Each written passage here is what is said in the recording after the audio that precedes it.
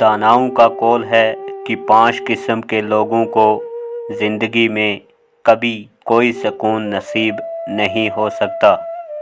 یہ 5 قسم کے لوگ ہیں: نمبر 1، دوسروں کو دکھ اور ایذا پہنچانے والے۔